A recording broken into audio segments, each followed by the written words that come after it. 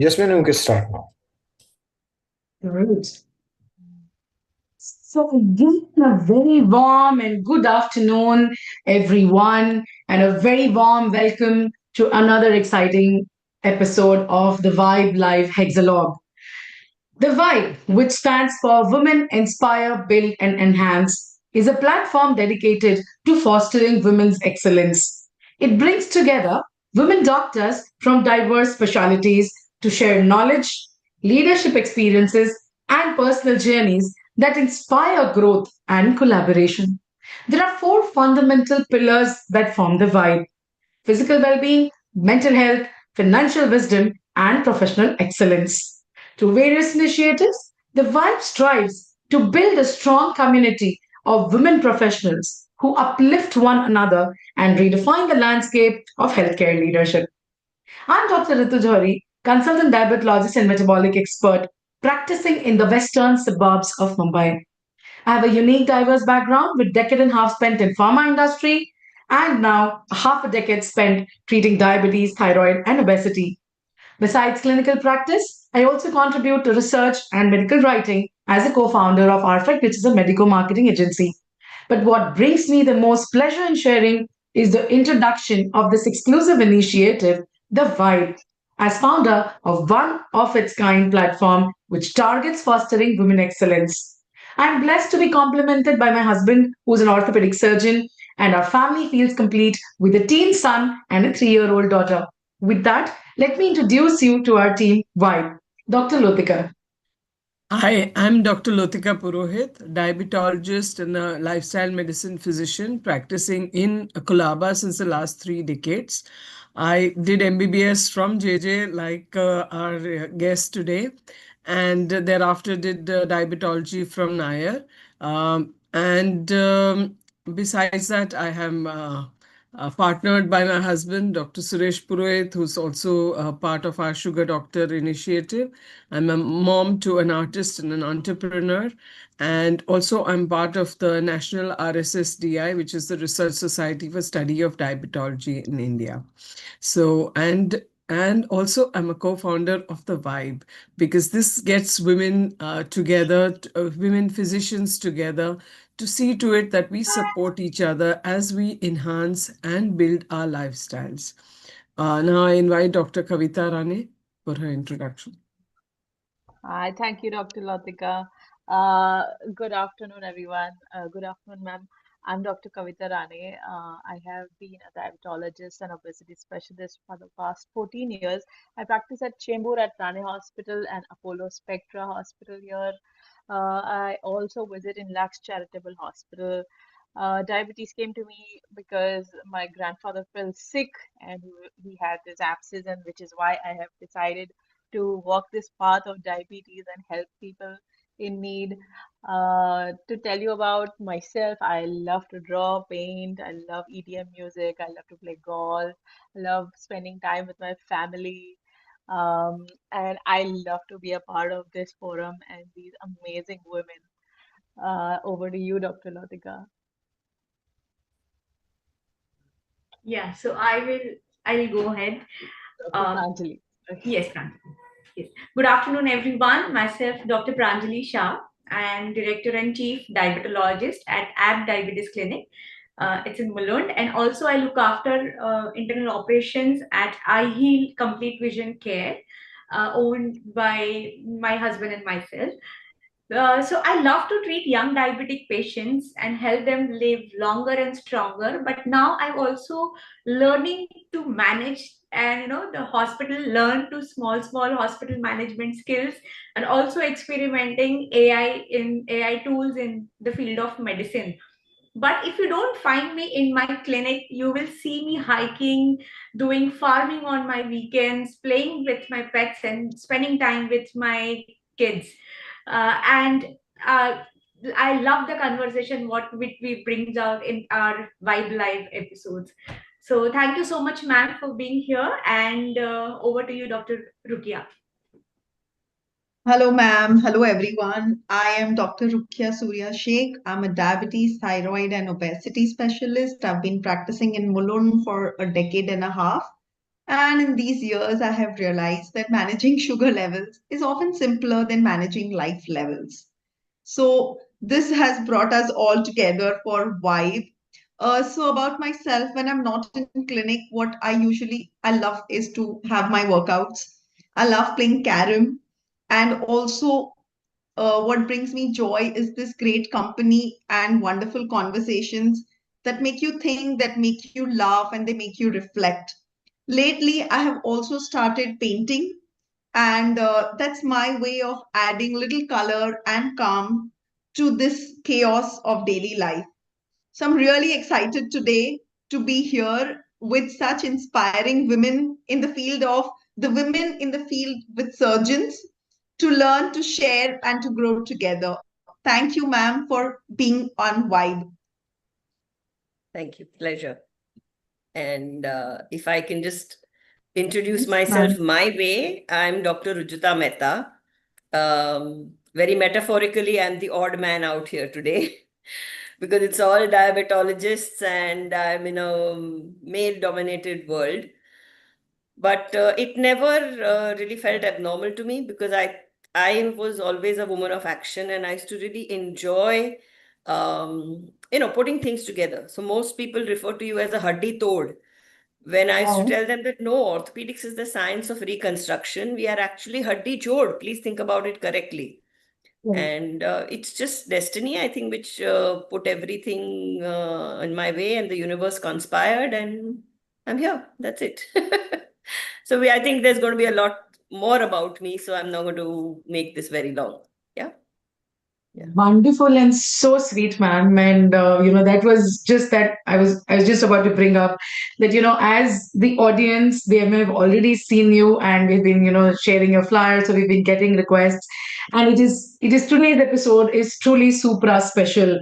As of course, my dear audience, we have a very dynamic speaker, as you have seen. So keep your questions ready and put them in the comment section. We will ask the best ones during the audience ask section.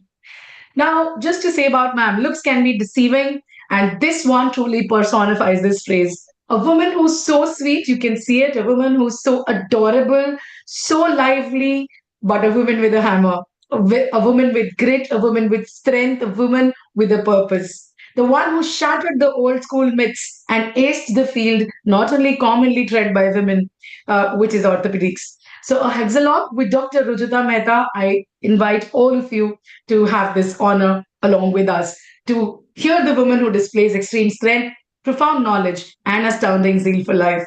I'll just take quick few minutes to introduce ma'am. Dr. Rujita Mehta, ma'am, has over 30 years of experience in the field of orthopedics, specializing in pediatric care, treating a wide range of musculoskeletal disorders in children. She completed her MS in Ortho and DNB in Ortho from the Bombay Hospital Institute of Medical Sciences, Mumbai. She's also pursued fellowships in the USA and Japan, enhancing her skills and knowledge in pediatric orthopedic surgery. Her areas of expertise and specialization include pediatric hand surgery, congenital disorders, and complex orthopedic procedures. She is known for her patient centric approach and has successfully handled numerous complex medical cases.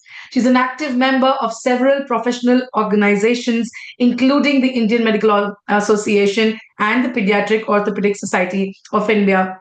She has been the head of department at the BJ Vadia Hospital for Children, the former vice president for Bombay Orthopedic Society. She's the chairperson for VOICE, WICE, which is the Women Orthopedic Surgeons of India Collective Empowerment, and she's the founder secretary of APOA Waves, which is the Women Orthos of APOA, Advocate, Educate, and Support. Dr. Mehta has also contributed to various national and international forums, sharing her expertise and knowledge. So, a quick turn on to you, ma'am. How did you feel when you got this invitation to be a part of this hexalog on the Vibe? So let me put it this way. I actually felt your vibe on the phone. It Wow. was like a first time someone speaking to me, and you just really came across as very peppy, very cheerful. And when you said hexalog, I said, oh, that makes it even more comfortable and natural. Yes. So I didn't know who all were contributing to it, but I thought this is something I should really do. So I was happy to be part of the vibe. Yeah. Thank you so much, ma'am. Truly elated, honored to have you. Without further ado, I will pass on the baton to Dr. Kavita for the first segment. Thank you so much, Dr. Ritu. Ma'am, our first segment is the Pathbreaker journey. A woman choosing orthopedics as a career is not something that would have been easy to explain during the earlier times. Treading paths where no one catered or chartered would have been quite a journey. And that is what this segment will explore. So, as we know, orthopedics has traditionally been viewed as male dominated and physically demanding specialty. What influenced your decision to choose ortho and what gave you the confidence to pursue it? So let's start in the reverse way. The confidence to pursue was always there. To me, I was like, I'm a JJ girl. So I was never like, you can't do this. But yes, orthopedics, when we read it in second MBBS, actually, I was pretty focused on it since second MBBS, because that's the first time we were introduced to a book called Adam and Aplay's a textbook of orthopedics. So, unlike what a lot of people thought that some Mr. Adam must have been the reason why she got interested, it was the textbook of Adams, which I was actually interested in. And it dealt with children's orthopedics first. Orthopedics, if you know the word, comes from orthos and pedos, which is the science of deformity correction in children. So that itself was very, very fascinating to me, that you're actually putting something right. You are doing a reconstruction, you are making things all right for people. So that felt like a sense of fulfillment. Second, I was by nature always a very action oriented person. So whenever I used to go into the orthopedics OT, by the way, we were not allowed. We used to peep in through the window from the general surgery OT, because orthopedics used to have implants and whatnot, and we were like second MBBS students. So we were like, shoo, shoo, shoo, go away, go away. What are you all doing here? So, I mean, I would go and keep looking, and it used to feel very precise. So that was the second thing which kind of attracted me, that if you have a fracture and how many holes are you going to make for the screws, the plate, where are you going to put it? It's like geometry. So it felt very creative. And then when you see plaster casts and doing all that, it felt like art also. So science coupled with precision, coupled with art, and the purpose of putting things right.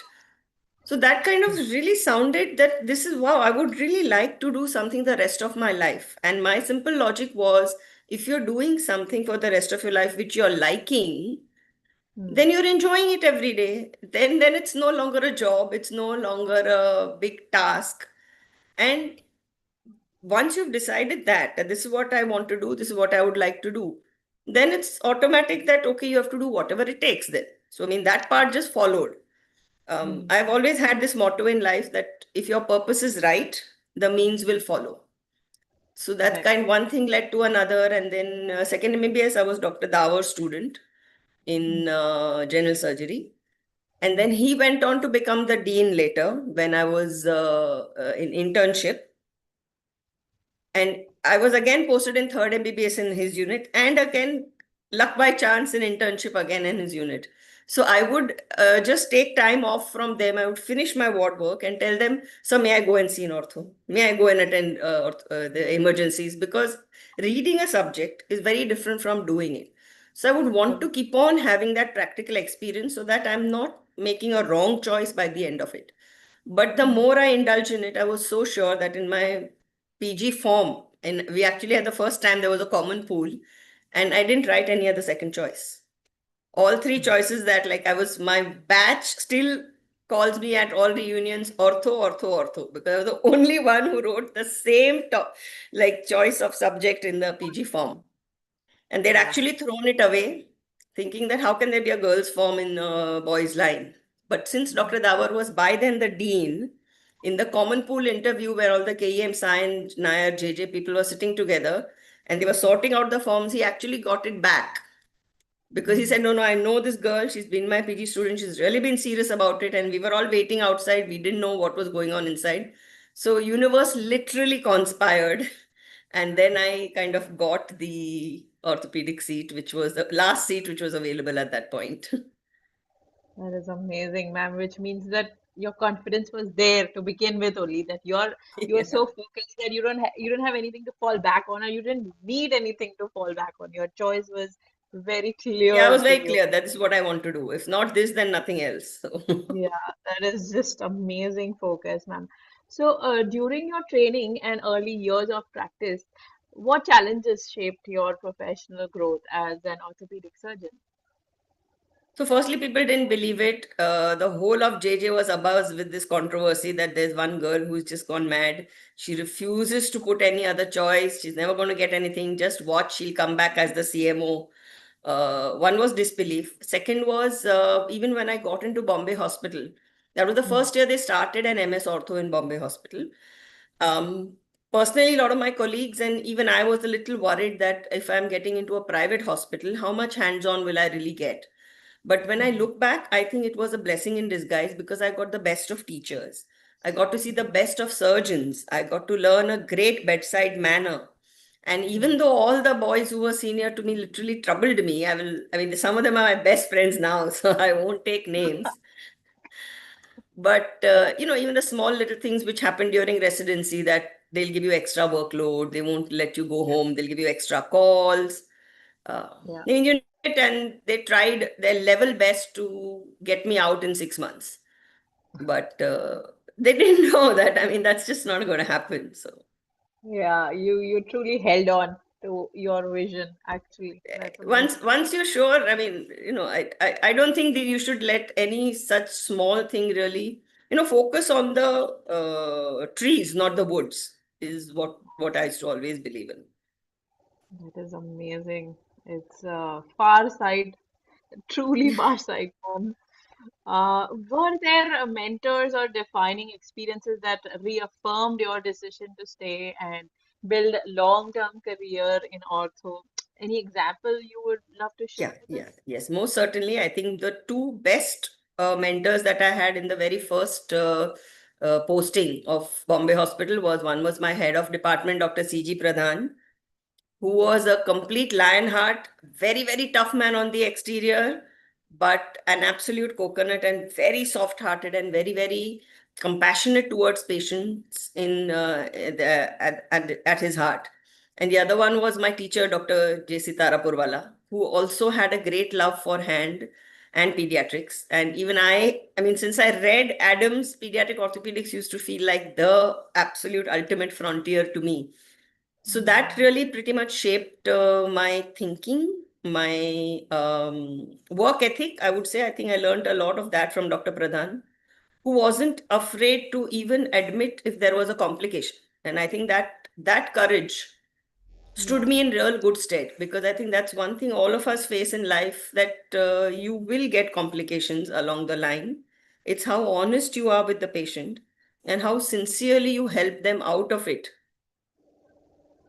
Patient will ultimately see through that you wanted only the best for the patient and you didn't do it intentionally. So those things really mattered, I think, it's like upbringing, first 6 years of your school.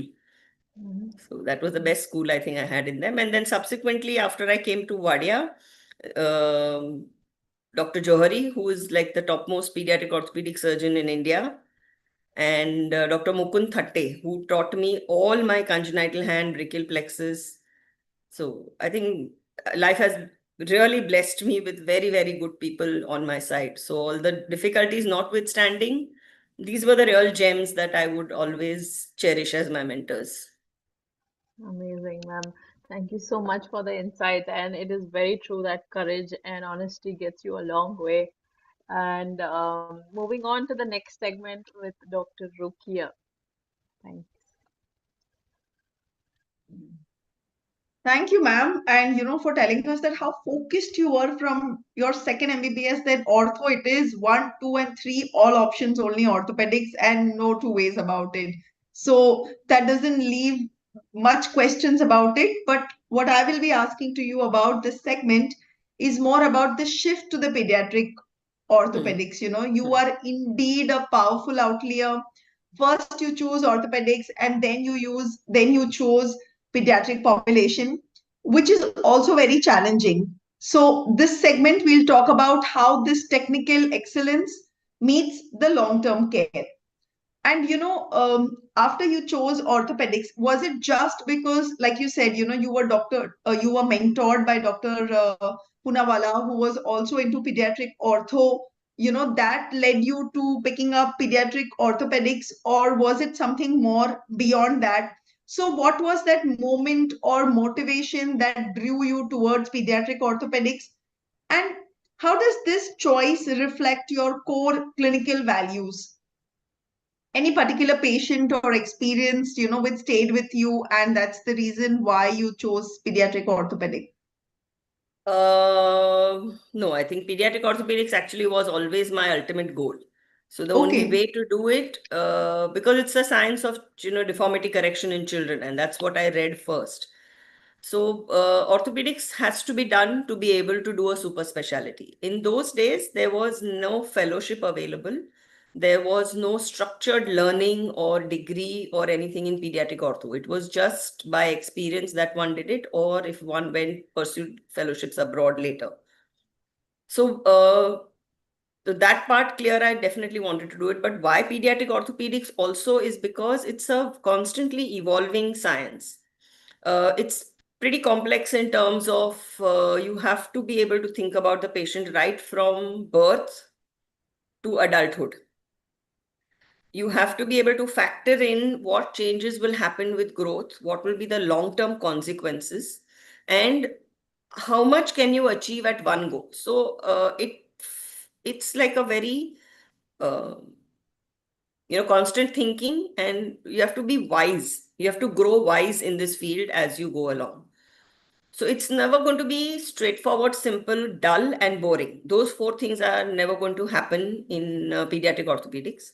Yeah, routine Right. flat foot, knock knees, bow legs. There are a lot of common problems as well. There is pediatric trauma as well. But what Yes. really feels challenging is congenital deformities and correction, cerebral palsy, osteogenesis imperfecta, all those kind of long-term disorders where not just the family, you can actually impact not just the patient, the life of a whole family. Because Hmm. those parents who experience that, it really destroys kind of their life. So as a Absolutely. doctor, it's a huge responsibility on your shoulders to make things as much better as possible, if not completely okay. So it always felt challenging. And to this date, in Vadia at least, the kind of referrals that we get from all over the country, there's always at least one or two cases which walk into the OPD where you're like, oh God, I'm bombed today now. What am I going to do about this one? So Right. it always holds your interest, number one. Yeah. Number two, there is a lot of planning and social factors also which you have to bear in mind.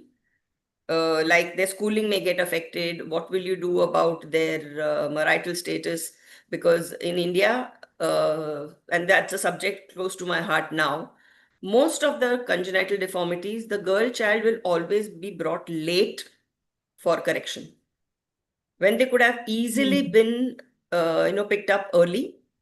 So it's like, for example, DDH, where the hip is a deep-seated joint. If you really have a robust neonatal screening program, if you have a robust NICU care, vaccination-related care pathways defined, then you may not need surgery for DDH if we really work over the next 5 to 10 years, like Denmark did. They actually brought down Okay. the incidence of late presenting DDH. So Okay. that still I see in OPDs where a lot of the childhood disorders, there is a myth in general practice and general ortho and in pediatricians that you have to wait for a certain age before you take to the pediatric orthopedic surgeon, whereas it should be the other way around. Pick it up Right. early, treat early. The treatment is also simple, like clubfoot. Now, when I trained as a resident, we used to do surgeries like 5 to 7 per OT for club. Now, Hmm. clubfoot treatment is pure OPD basis, serial plasters, and a minimal percutaneous sternotomy. So that has also Okay. changed. So it's so much better for the child. Yes, So absolutely. so those are the kind of things which keep happening. Whereas a replacement, joint replacement, or arthroscopy, you'll probably get just another new scope or another advanced technique, but the basic operation remains the same. So it's, Right. to my mind, it's not evolving. I have nothing against my arthroscopy and general orthopod friends, But Yes. it's very dynamic, the field. So I Yeah, really love it. ma'am, absolutely. So, you're not just treating the condition, you're also planning the growth of the child and their future. So there's a lot of long-term perspective on the growth and development Yeah. that you Yeah. always have to look into when you are taking these surgical decisions, which is not so much in case of an adult orthopedics. It's a different Correct. challenge Correct. over there. So, ma'am, how would you describe yourself as a pediatric orthopedic surgeon?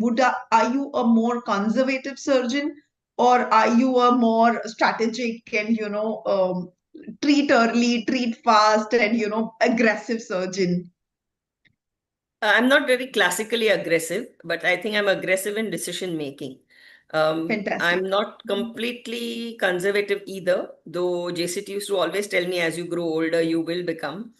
So, what not to touch is a very important decision, and correctly prioritizing the number of times you will intervene, that is also a big complex. But I mean, Hmm. as a pediatric orthopedic surgeon, I would rate myself or think of myself as someone who kind of likes to have the whole picture before making a decision. But then once a decision is made, there's no going back. So maybe Hmm. that part is where my aggression has still remained, that I I don't give have in understood easily. it in this last 20 minutes that you are focused, and it's like once I've decided this is it. No Yeah, going this is back it. on There's no that. going back. Ortho. Yeah. So, ma'am, you've trained in different world parts. So you have your training and fellowships in USA and Japan, and you are Yeah. exposed to these very different healthcare systems than what we have in India today over here. So they have not just a different healthcare system. Also, when it comes to pediatric orthopedics, there is a different philosophy of approach that the countries or the people over there approach. Like you said, you want so much that there should be screening and people can do. But frankly, even being a diabetologist, I don't know of any screening orthopedic program except for the few police posting that I had to go and check, whether this man has a flat foot and bow legs and can he run, and can I give him the certificate to join the police. Besides that, I agree completely. The awareness of this is very low. So, what is your one approach or mindset that you consciously try to incorporate in your daily practice that you have learned from these places, and how can that influence the India today? So I think always make it a point, if in private practice, I try and talk to as many people in the family as possible to be involved in the decision making. Hmm. We like to guide them through why we are thinking a certain thing and proposing a certain surgery or not. So that is, I think, a collective, involved, and responsible decision making is what I like to follow. Number Okay. two, in general, also as a pediatric orthopedic surgeon, I like to advocate the fact that whoever is your immediate core circle of referrals, I think that's where you need to build up a dialogue, and you need that team to come on the same page. So, like cerebral palsy, osteogenesis imperfecta, spina bifida, then genetic disorder dysplasias. This is always going to involve a multi-speciality approach: pediatricians, gynecologists, physiotherapists. So you all need to be working together, and sometimes here what we have in our healthcare system, we have plenty of choice. So it's very easy to go on doctor shopping. It's very easy to Hmm. doctors available at a phone call away. Whereas abroad, you have to wait for months before you can see a specialist. Yeah. The financing, the scheduling of surgeries is all pretty much insurance based as compared to a wide variety, and every strata of healthcare is available with the best of care. So even if you have a most complex surgery, you could still get it done at a place like Vadia at very affordable rates with the best of expertise, or you could go to a multi-speciality private hospital and still get the same care. Whereas abroad, Right. that's going to differ a lot. It's always going to be depending Okay. on the insurance system that they have and the referral pattern they have. But here, I think that is Mhm. very, very good that we are able to cut across barriers. If we need to, then you can always form your team. You can always have various platforms like such as yours. I think that's a very useful platform to build up awareness about some of the rarer problems. Since I'm involved with Pediatric Orthopedic Society of India, during the COVID pandemic, we actually put together a DDH care pathway, and that's published also now in the IAP journals, in the orthopedic journals. So at every vaccination schedule, it's just a 2-minute examination of the child's hip, so that you can pick it up immediately. If there is a problem, you can refer. So every disease can then be, at least the commoner ones, can be through our academic associations. We can form care pathways and have different health systems follow the same. So there's lots of work to be done. I think it's not going to be an easy road, but there's still work to be done. Yes, ma'am. Awareness is very important, and it's just the education which is going to go a long way. Ma'am, thank you so much, ma'am, for this wonderful segment about pediatric orthopedics. And over to you, Dr. Lotika, for the next segment. Thank you, Dr. Rukaya. It's really very nice, Rujuta, to see your progress from how I know you as a student and now to see you in various leadership roles. You have been the head of department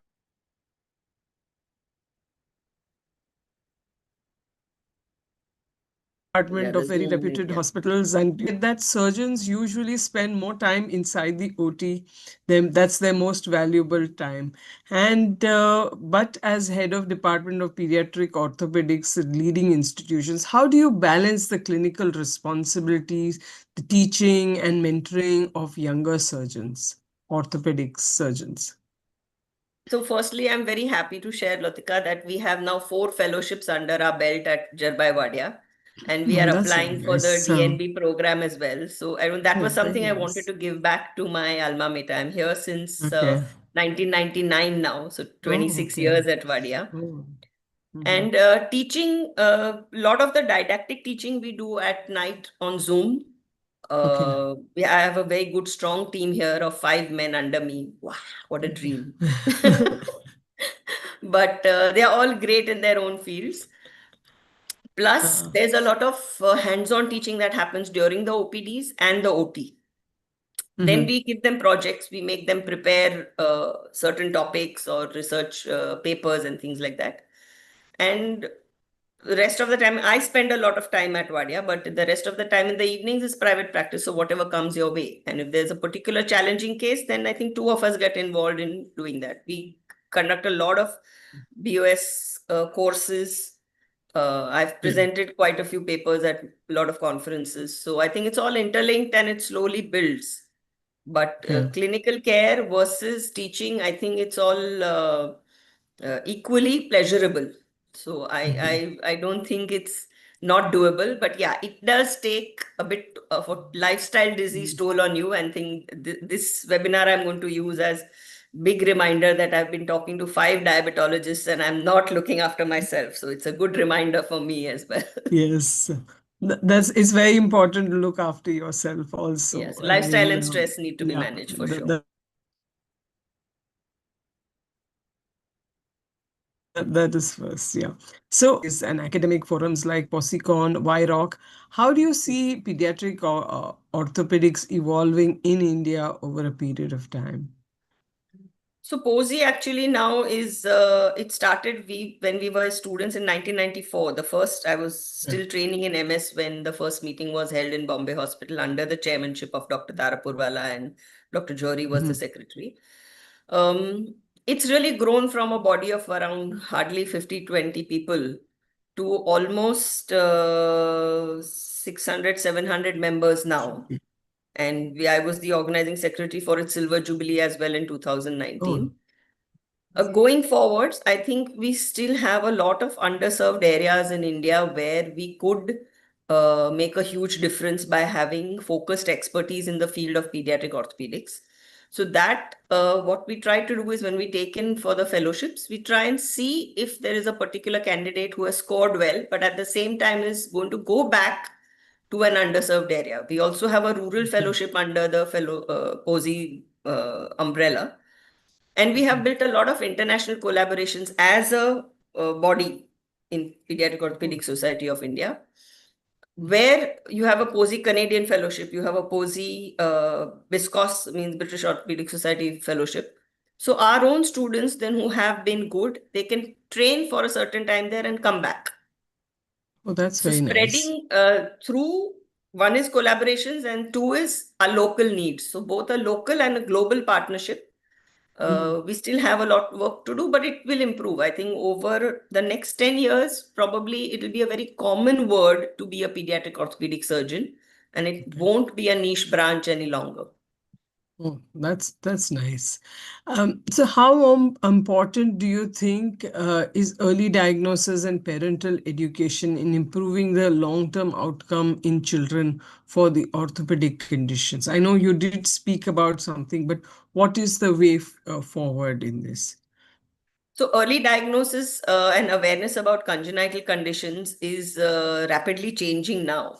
In private practice, as I have seen it from 2004 to now, we actually have something like at least 2 or 3 antenatal consults, which we get from our gynecologists. The more they are aware, the more antenatal diagnosis that they are doing for minor anomalies, that is definitely growing.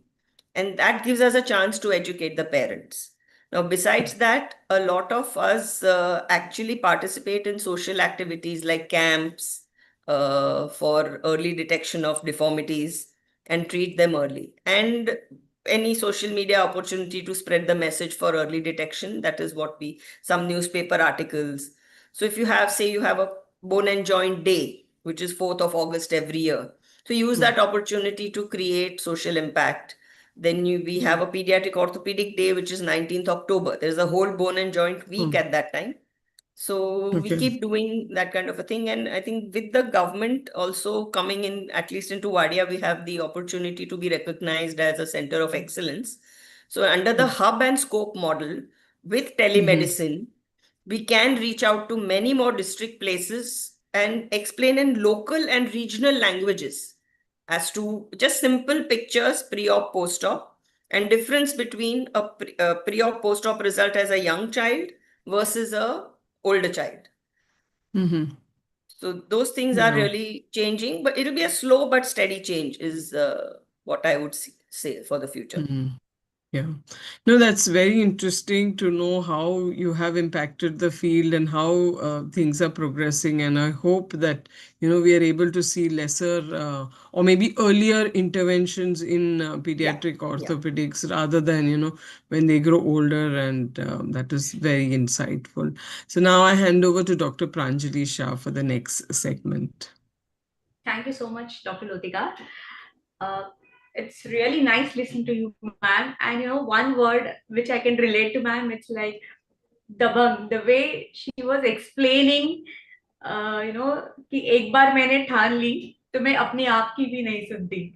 So that way it was really lovely listening to you, ma'am.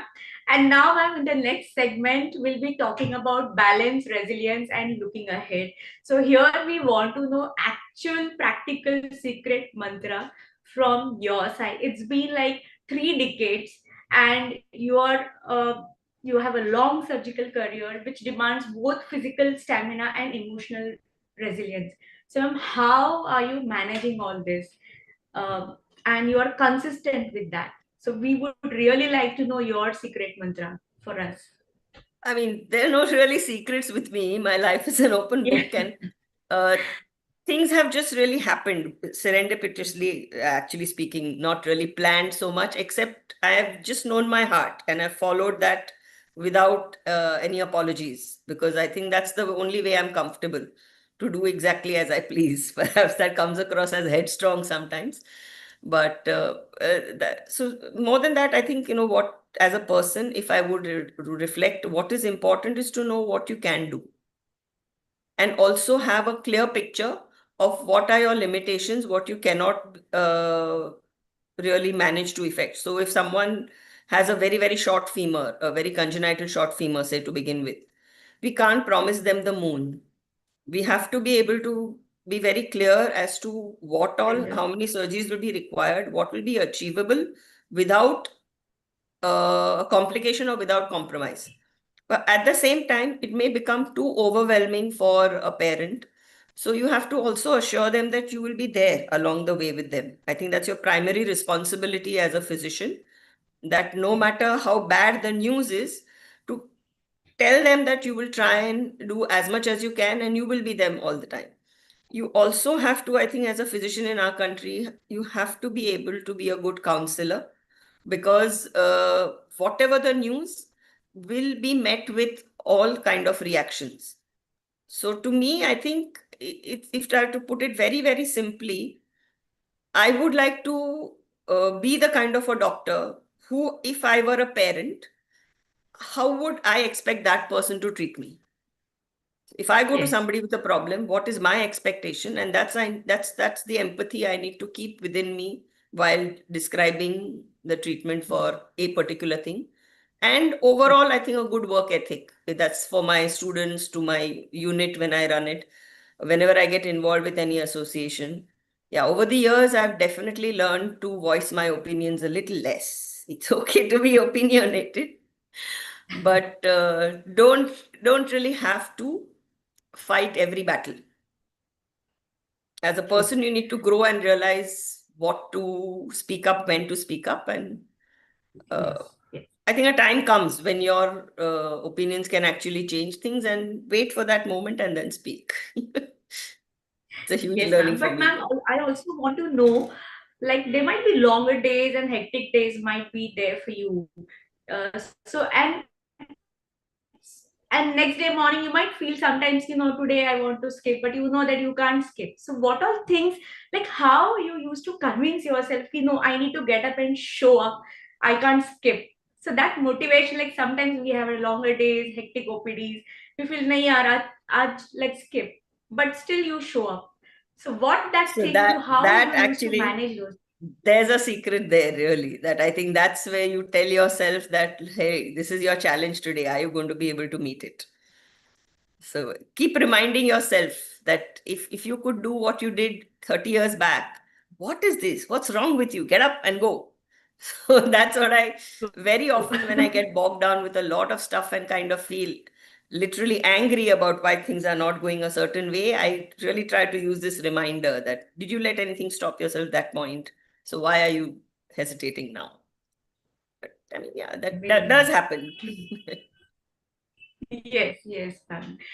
And ma'am, you are the chairperson for Voice and also founder secretary for APOA Waves, which are the brilliant platforms for women orthos. Ma'am, do you believe the gender biases still exist and that women are not Absolutely. suitable for surgical fields? So, Gender bias exists, would you like very to much give exists. any? It's a reality. It changes shapes and forms and names and voices. But if 30 years back it was like, how dare you take orthopedics? 30 years later, it is, she can't be my boss. So it still has Yes. different manifestations, and that's only human.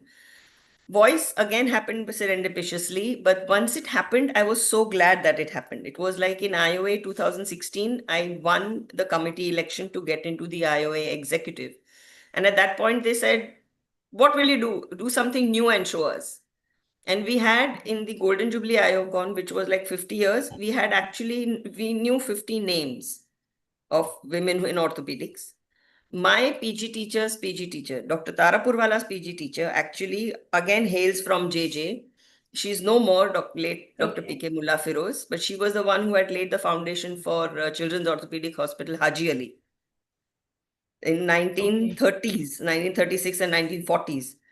So then we created an award to honor her memory, because she was actually the first lady in India to be in ortho. Then there were few Oh, here wow. and there, so we kind of collected everyone. Then in 2016, when I became the executive member, we put together Voice, and therefore we called it Women Orthos of India Collective Empowerment. Today, we are 570 members, but Wow. the strength of the Indian Orthopedic Association is 15,000. So we still pretty much are a minority. Then we created a special session in every IOCON for the women. And through that, I discovered such a lot of young, talented girls who would now came up. So, and they win that award for in PK Mullah Firoz's memory. And the bonding that has created, the support system that it has created, that if ever anybody feels let down or being ostracized or facing a gender discrimination, we are able to help them out and help them cope with it. because sharing stories, sharing experiences, all that changes their perspective as well. And when they see senior role models who already manage to navigate those challenges and get somewhere, that helps them. Again, during the COVID pandemic, it was just fortitude that someone told me, if you're chairing voice, why don't you represent in the Asia Pacific? And then I went on to be the founder secretary and then the chair also. So there again, through the different countries, we realized that the experiences are almost the same. No matter how educated the country is, no matter how forward it is, right from Turkey to Australia to Japan to Korea to Abu Dhabi, the stories were almost parallel. So it's like we found a sisterhood. And again, through that, empowering each other, I think the slogan is also lift as we rise. So always get someone up with you, not just yourself. So it's I enjoyed that. So, ma'am, what one message would you like to give for young women doctors who are planning to choose surgical field and especially ortho? So we've run some programs, webinars to encourage them in ortho. So I think the first clarity we need to give them is you need to choose a subject of your interest, which is going to be practical for you. I'm not saying everyone needs to be like me. It's not always heroism, but you need to be practical. You need to be clear, and you need to be also, very real in expecting that every field will have some challenge. You can't say that just orthopedics is going to have a tough life. If you do gynecology, if you do ophthalmology, if you do dermatology, it'll be different challenges, but it's always going to be there. And there's no substitute for hard work and a good work ethic. So those things I would definitely want the girls to don't expect life to be a bed of roses, but earn it, work for it.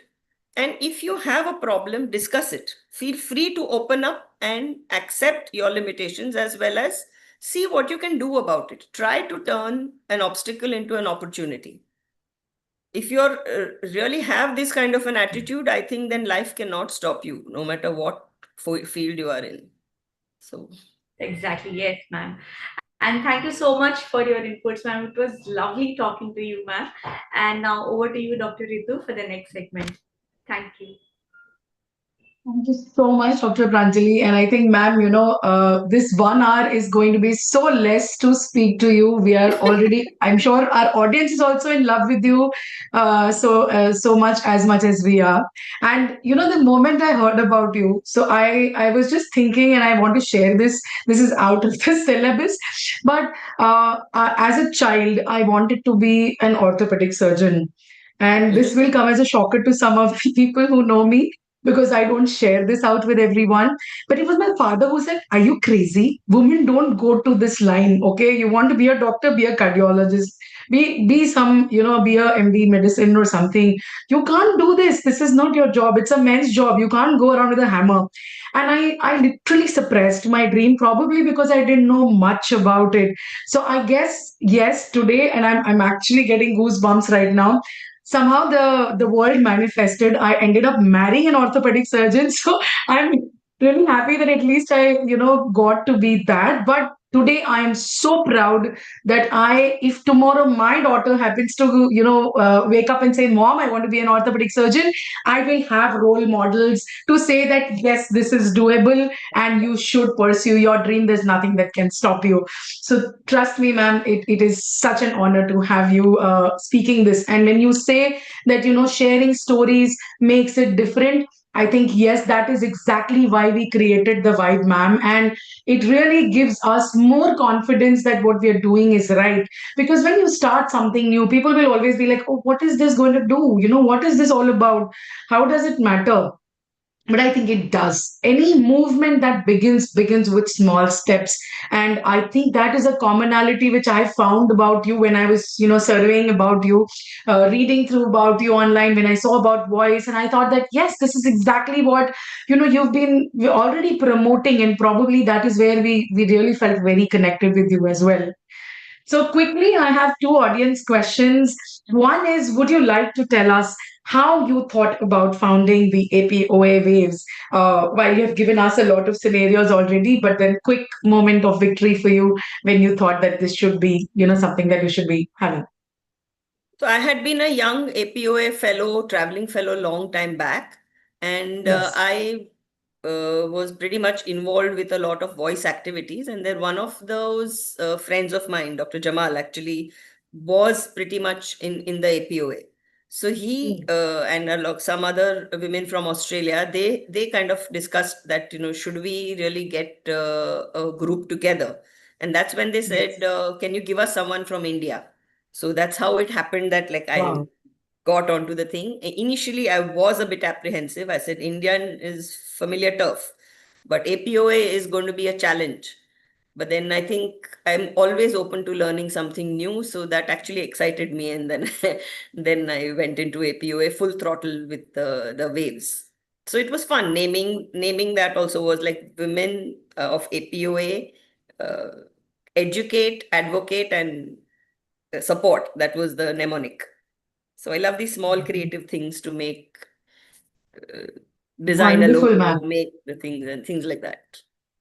Ma'am, there is so much similarity when we are hearing you, and I'm just thinking out loud that whenever you have time, we're going to come and pick your brains about taking this forward to much more women, so that your dream, if we are able to contribute even 1% to what you have done Yeah, in the your girl child. capacity, it would be really a win-win situation. Because yes, today in India, while we have a lot of advances, we still have women doctors who shy away from taking the opportunity.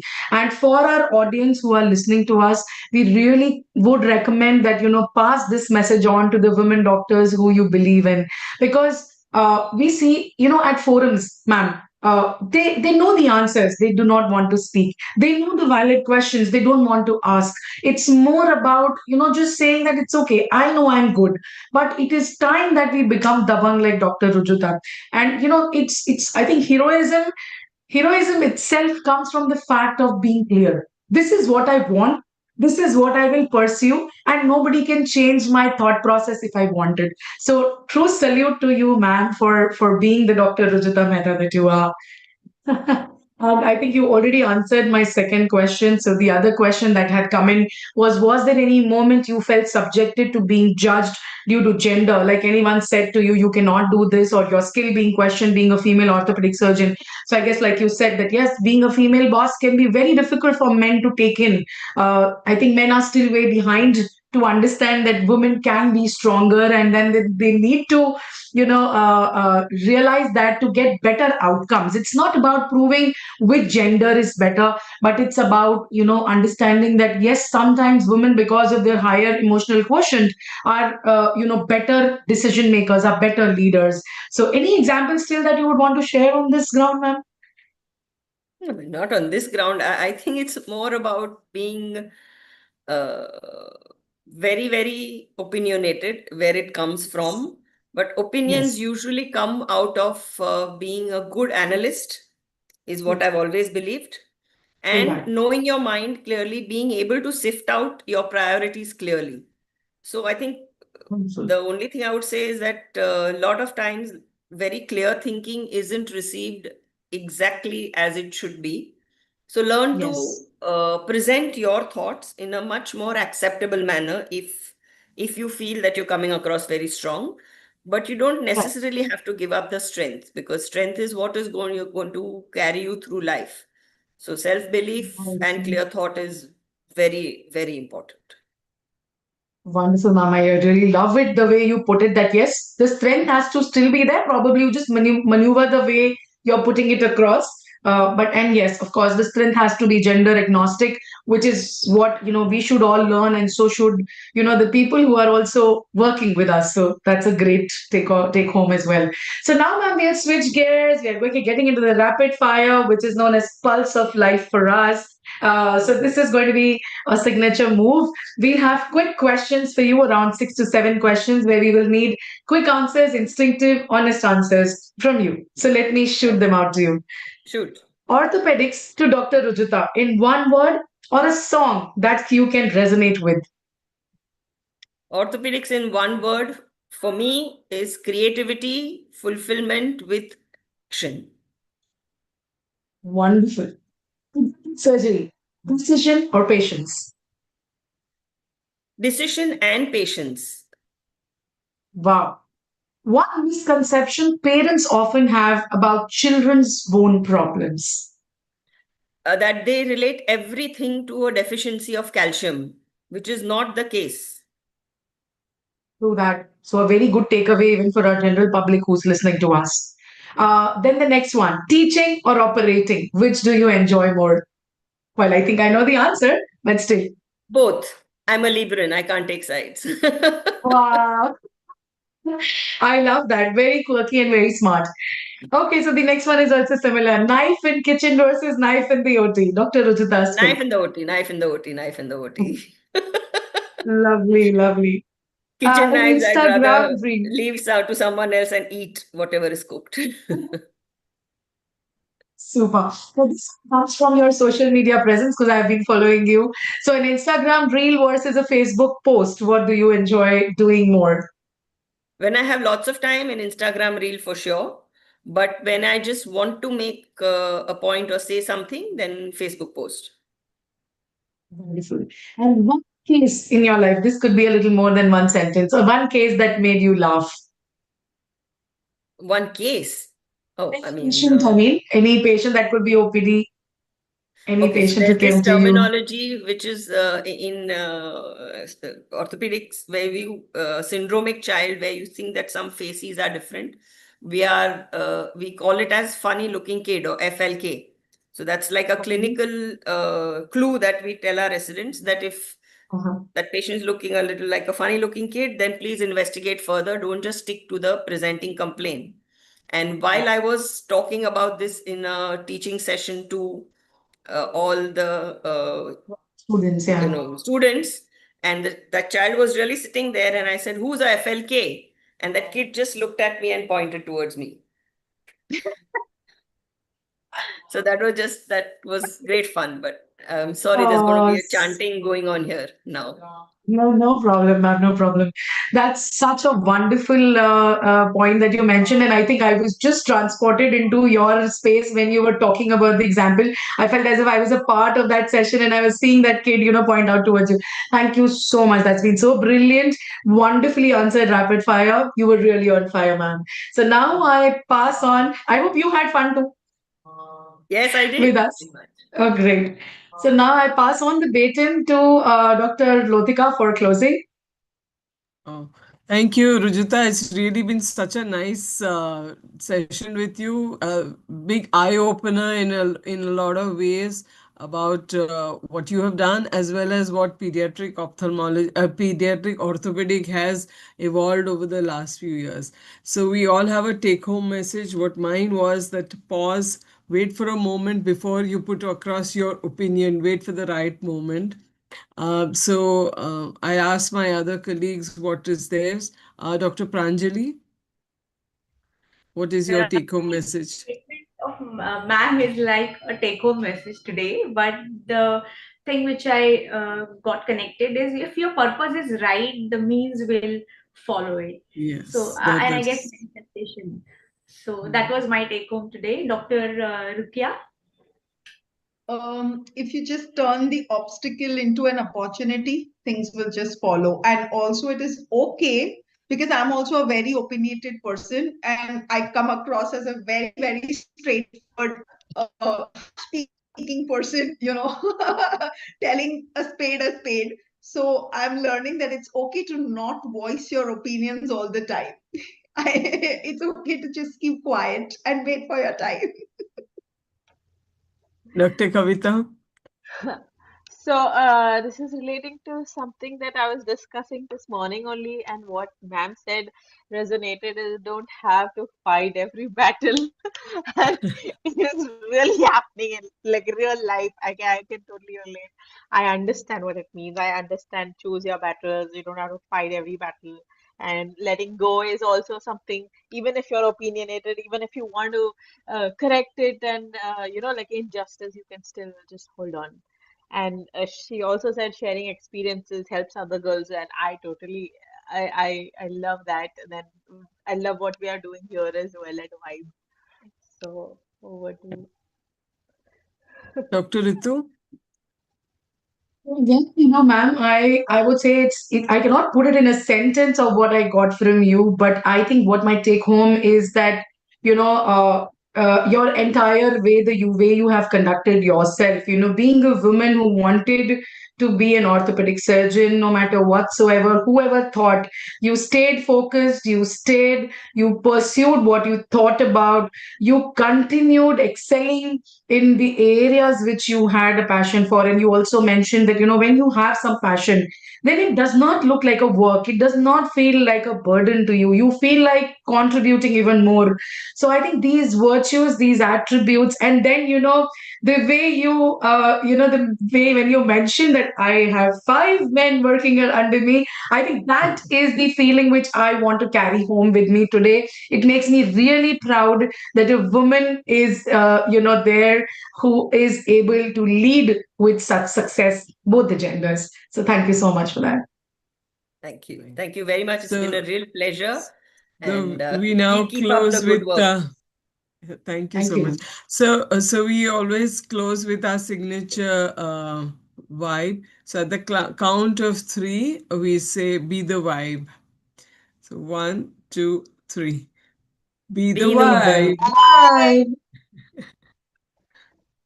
Thank you Thank so you. much, ma'am. Thank you so much, Thank ma'am. you. Thank you. It's great. Thank you. And we'll hope to keep in touch. Yeah. Yes, we should all do. Definitely. Thank you. thank you. Bye. Right. Bye-bye. I'll have to Bye. run, Yes, but ma'am. it's Thank really you. been a pleasure, and thank you so much. Thank you.